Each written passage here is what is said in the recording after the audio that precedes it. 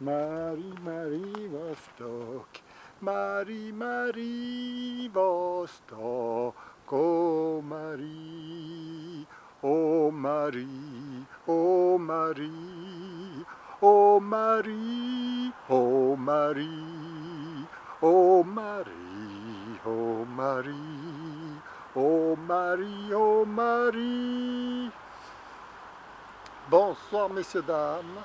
Nous sommes dans le cours 254 d'art dramatique avec Philou Dengo, votre capitaine.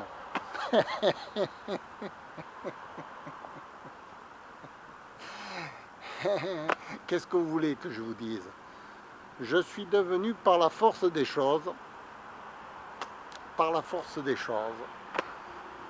Alors, ce soir, de quoi allons-nous parler? Alors, hier c'était Sauvons la France et tous les flonflons. Sauvons la France et tous les flonflons. Sauvons la France et tous les flonflons. C'était beau. Alors ce soir, qu'est-ce que ça va être? Oui, alors, pour se donner une justification, vous voyez, une justification d'être devant la caméra et de parler en public, comme ça, d'expliquer les choses à tout le monde, il faut quand même avoir un sens moral, on va dire, une éducation, chose que je n'avais pas, je l'avoue. J'étais comme tout le monde. Je ne l'avais pas. En fait, je m'en suis rendu compte en jouant la comédie, en m'enregistrant, en essayant d'interpréter le personnage d'Ivan Ivanovitch dans la pièce d'Anton Tchekhov.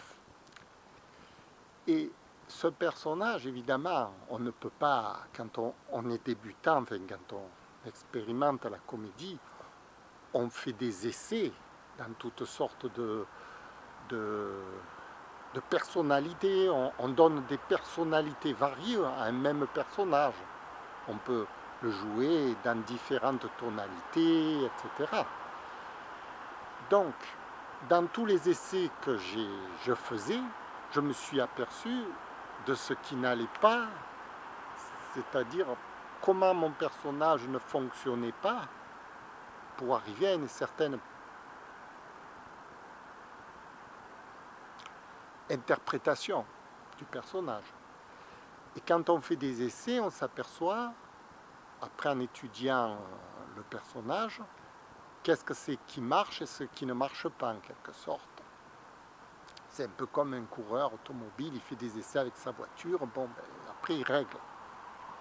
Bon, je regarde la lumière parce qu'elle s'est éteinte tout à l'heure.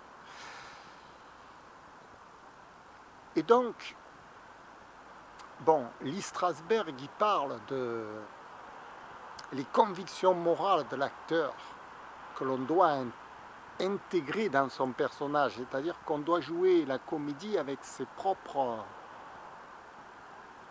propre idéologie du monde, en quelque sorte. C'est pour ça que je termine par l'idéal utopique de l'acteur, etc. Parce que c'est très important qu'un acteur défende ses idées sur scène, dans n'importe quel personnage qu'il puisse interpréter d'ailleurs. Hein. Que vous jouiez... enfin, vous défendez quelque chose qui vous appartient. C'est là que vous jouez réellement bien la comédie. Et donc, le personnage de Philou Dengo, qui est, bon, ce soir le capitaine, qu'est-ce que vous voulez, j'ai pris la casquette brestoise, parce que je me suis acheté un accordéon marin de Brest. Et le seul chapeau qui fonctionne, c'est celui-là, avec l'accordéon. J'allais prendre un chapeau de marin, comment on appelle ça, grec, ça ne fonctionne pas. Même de Saint-Malo, ça ne fonctionne pas. L'accordéon de Brest, il correspond à la région brestoise. Et la casquette brestoise, c'est celle-là. Voilà.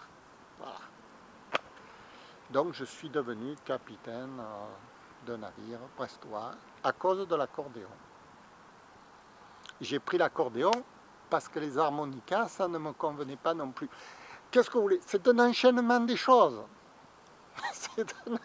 La comédie, c'est ça. C'est un enchaînement des choses qui vous fait découvrir quel est le personnage que vous allez interpréter en finalité. Comme ce soir, je suis en train de vous expliquer les convictions morales de l'acteur, qui sont très importantes. Parce que le public qui ne comprend pas, quand par exemple vous voyez quelqu'un parler à la télévision, vous ne connaissez pas ses convictions propres. Il n'a pas prêché, juré. C'est un personnage public. On ne sait pas pour qui il parle. On ne sait pas pour quelle paroisse il prêche. Vous comprenez? C'est ahurissant d'ailleurs qu'on laisse parler n'importe qui en public. Ça devrait être presque interdit. Moi, je sais que tant que je n'avais pas de conviction morale forte, je m'interdisais de jouer en public. Ce que je fais là devant vous, c'est après 20 ans de travail quand même. J'ai passé, disons, depuis des années 90 que je me suis intéressé à la comédie, vous voyez. On est en 2021, ça fait 31 ans. Et j'ai commencé bien avant à m'intéresser, puisque j'ai commencé le travail en 86, exactement, où j'avais un rapport avec le public.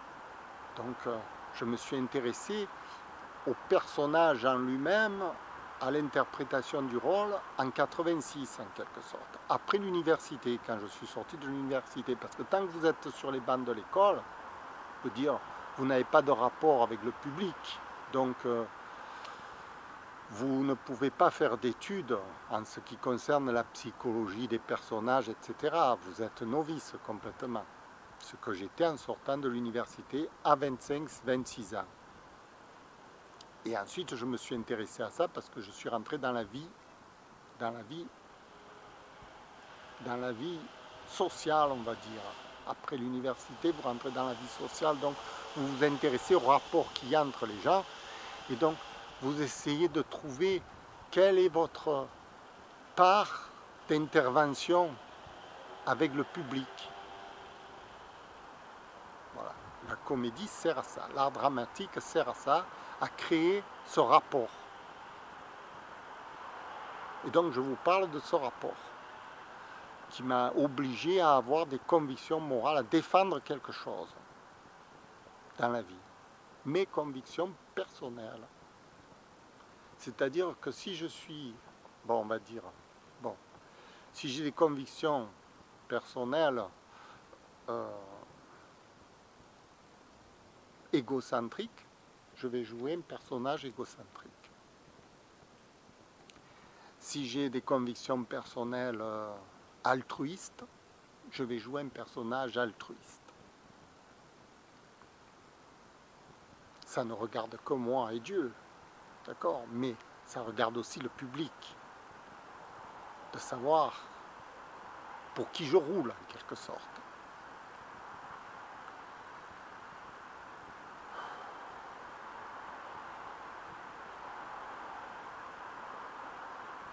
Alors, tout ça, c'est un cours assez complexe parce que, vous voyez, quand vous interprétez un personnage, vous voulez vous faire plaisir. Vous êtes libre de faire ce que vous voulez. Donc, vous allez faire des trucs ahurissants sur scène, vous voyez. Des trucs qui vont être tournés vers vos intérêts. Vous allez servir votre personnalité. Et ça va vous conduire à faire des choses horribles envers vos partenaires, envers le public. Et c'est justement quand vous allez vous apercevoir que vous faites des choses horribles pour les autres, vous allez faire un peu machine arrière en quelque sorte en vous disant non, j'abuse de mon pouvoir médiatique, enfin, de ce que vous voulez, de mon pouvoir d'acteur, j'abuse sur mes partenaires, Vous voyez, il y en a qui sont très habiles pour ça.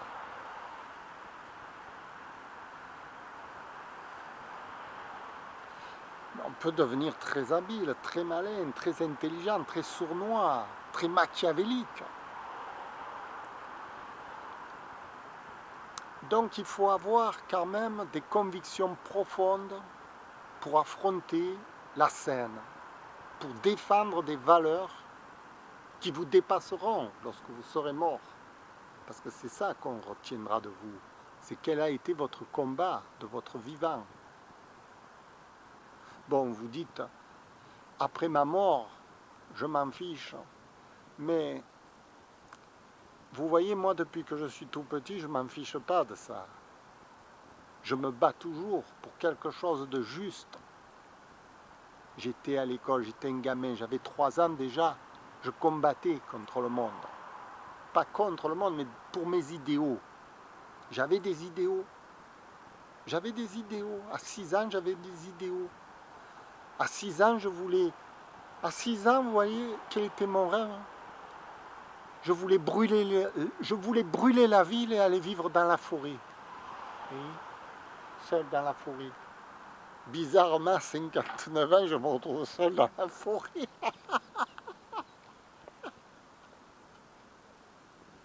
Mais c'est un rêve de plus petit, ça.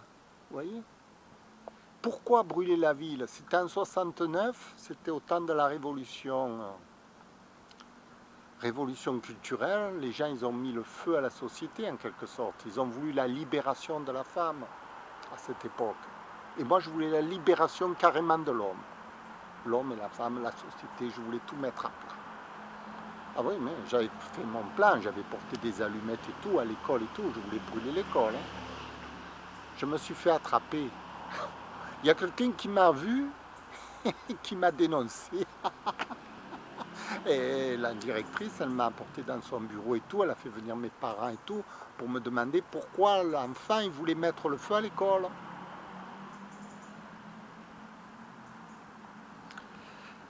Par conviction morale. C'est ça, un acteur. Là, en ce moment, je mets un peu le feu au public, vous voyez. Je mets le feu dans les médias, là, en ce moment. Parce que c'est pas ce qu'on vous raconte dans les médias. Dans les médias, on vous enrobe. Moi, j'attaque, là. J'attaque fort. D'ailleurs, personne ne me veut, hein, ni à la télévision, ni nulle part. Même sur Internet, personne. On me sanctionne de partout.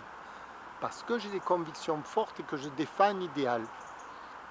Je ne roule pas pour une superpuissance qui me finance à coups de milliards pour que je passe dans tous les médias et que je raconte leur magouille.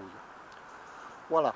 Écoutez, je vous remercie de m'avoir écouté. C'est instructif. Vous avez compris un peu le topo, les convictions morales de l'acteur. C'est très important. Avant de jouer la comédie, il faut avoir des convictions. Il ne faut pas défendre n'importe quelle cause. Il faut être profond. Et c'est ce qui restera de vous. Merci beaucoup, je vous remercie, c'était le cours 254 d'art dramatique, les convictions morales de l'acteur. La la la la la la la la la la la la la la la la la la. Merci, au revoir.